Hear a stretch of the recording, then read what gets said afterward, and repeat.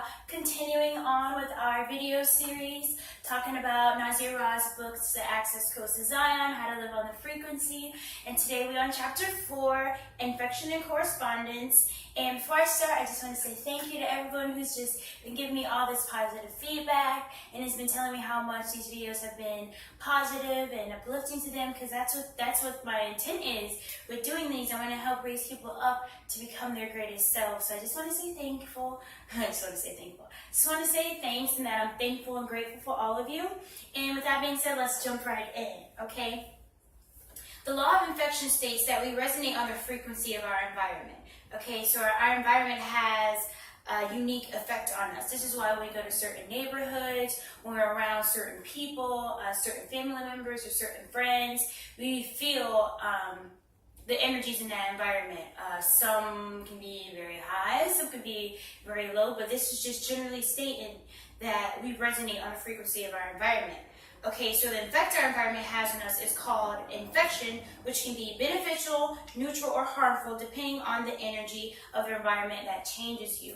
And also I wanted to mention the law of attraction, which we talked about back in chapter 1, is that when it seems like we're in an environment that is off, at least we know that we are resonating on a positive frequency and that we will continue to attract that light around us. That way we can turn that negative environment, flip it to work for our rise. So just remember to stay positive and resonate in that positive frequency, because we're going to attract that. And continuing forward, the most significant way that we are negatively affected is by interactions or being in a proximity of negative people, which I just mentioned. And I always give the example of the girl that I work with, which I'm not going to say her name, but she's just naturally just like a Debbie Downer, and it's just like she plays the victim a lot, like, oh my God, you know, I hate my life, I hate this. And sometimes like it just gets to us, like all of us who are working on the floor, it gets to us. We're like, why is she always like this? But then some days we all come in, we're just so bright, and we've all been here, and then she comes and she tries to hit us with that, oh, I hate my life. And it gets to a point where we just ignore her, and she sees how happy and just how uplifted we are. 15 minutes, we look over back at her, and she's smiling, she's happy. And in my head, I'm thinking, yeah, because if there is a bright room full of illuminated light, darkness cannot exist. But if it's a dark room that's already been mellowing, you can see that light flicker on. But we're already on this illuminated light. We're happy, we're bright. She tries to come in here with them negative vibes. They can't even last long, which is great, awesome. I'm thankful for that too. Okay, so just as a computer can get infected by viruses, so can our mind. You know, we are also not only affected by our environment, but we are affected by the influences of outdated mental programs induced by our parents, society, and culture. And this is not only talking about religion, which it heavily is, but example I gave is, I remember when I was a kid, they used to always say, step on a crack, break your mama's back. So I actually remember like being 5, 6 years old, like, when I'm walking down the street, you would not catch me stepping on a crack. I would literally jump over and walk. I was so adamant, because I'm like, you know what? I'm not trying to break my mama's back. I am not trying to step on no cracks. But then, you know, as I got older and I realized, I'm like, this is foolish. You need to tell me. If I step on this crack right now, I'm going to break my mama's back. Like, no, it doesn't work that way.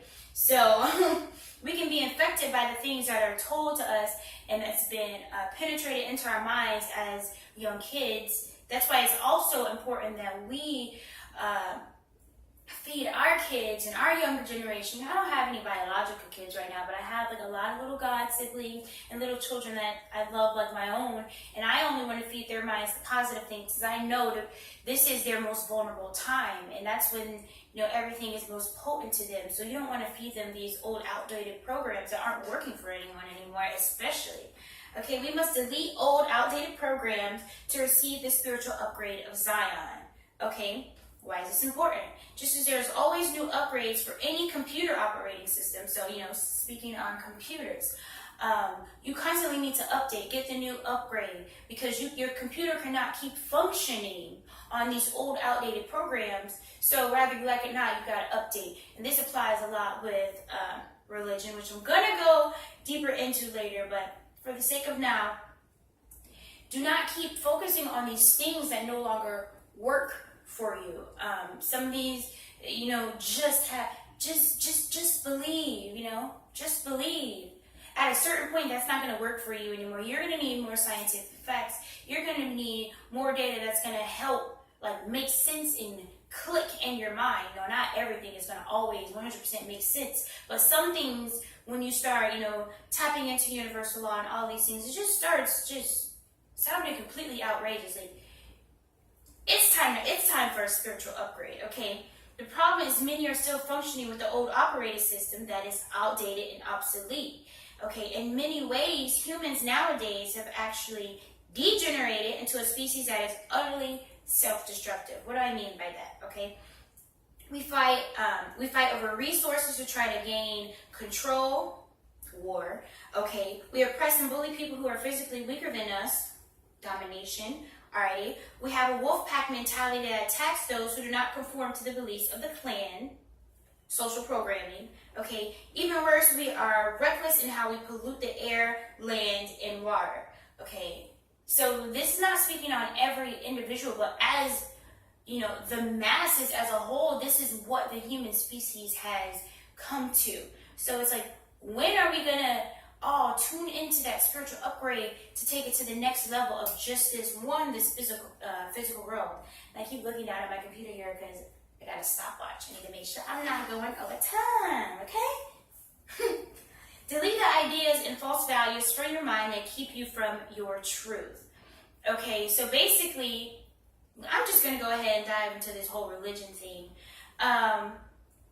They have this aspect of some Lord and Savior is going to come from out of the sky. You just live here, You just go ahead and eat those cereals that you love. You go ahead and eat your candy. You go ahead and go to church every Sunday and Wednesday. You just do that. And all you need to do is just believe. Because, this Lord and Savior is going to come from the sky and save you from everything.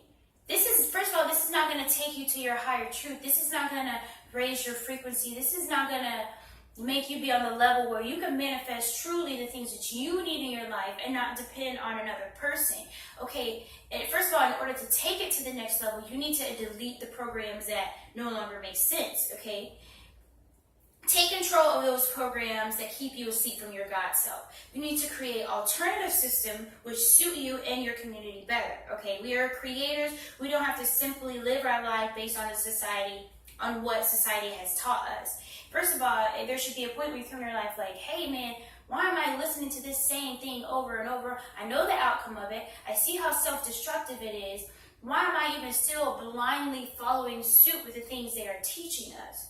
Okay, you need to completely wash your mind of all things that you were taught as a child that does not make sense and does not work. Example, my step on a crack, break your mama's back mentality. Eventually, I was no longer scared to step on those cracks, because at one point, I remember the day I did it. I was you know what? I'm about to step on this crack right now just to see what's going to happen. So I stepped on the crack. I got home. I immediately looked for my mom. She was in the kitchen. She was walking, doing her own thing. Her back wasn't broken. I was okay, so the whole time I was worried for nothing. All right, so also what we need to do is delete the people in our life that keep us from mastering this societal matrix. Okay, some will question what you're doing. Some will question. I remember when I first started waking up, so to speak, and the first tattoo I got is the sun, the moon, the eye, and the stardust that's right here on my chest. And I remember posting a picture of it on my Facebook. And this was actually right after I had left the church, maybe a month later, because that month after I left was very hectic. I was confused. I was happy, but I was sad. But it was just a crazy time for me. But this month after I got this tattoo representing me coming into my higher level than where I was at before, and especially with it being an eyeball, I remember some of the people that I used to go to church with, they were messaging me saying are you okay? What are you doing? What's this all about? No worry, Jesus still loves you. You don't need to be. And I look back at it now and I'm these people, almost like, who do you think you are? Like, you're not even choosing to understand. Like, it shows me really how blind you are, the fact that you see this eye and you automatically think some kind of like evil Illuminati, when it's really like the opposite of that. So people aren't going to understand, and they're going to try to make you sway from what you're doing. No worries, you're always welcome back at the church. It's like, no, I don't want to, no, I'm past that. Okay. One of the biggest challenges in consciousness and spiritual growth is dealing with those who are closest to us, our family. Most of the out of all the people who can have an effect on us, our family has the biggest effect on us, because it also like pulls on our heartstrings. So what happens when our family are also, they don't understand, so they are choosing to question you, try to make it seem like you're such a bad person. A lot of the times, like, that will really start affecting you, and you'll have these ideas to do something big, to start a YouTube channel, to start sharing some of this knowledge, to start trying to help wake people up and bring people up. But you got this family member who is, they don't understand, and they're trying to bring you down. It's funny, Naazir mentioned, he's like, whoever is playing the role of the troll in your life, understand that there is a twin troll inside of you. And what happens is, you'll start having that doubt and that worry, and understanding the law of correspondence, as above, so below, which is, we'll go into that later. But understanding that the things that we manifest and think of and worry about inside of our mind is going to manifest outwards. So now that troll of doubt, worry, uneasiness is going to manifest outwards. Now that's where that person comes from that's trying to sway you, because you started having doubts, because you started having, that worry. And Naazir also mentioned a way to get rid of like that troll, so to speak, is he mentioned the technique of, going into that delta state meditation and visualizing that troll pretty much shrinking to oblivion.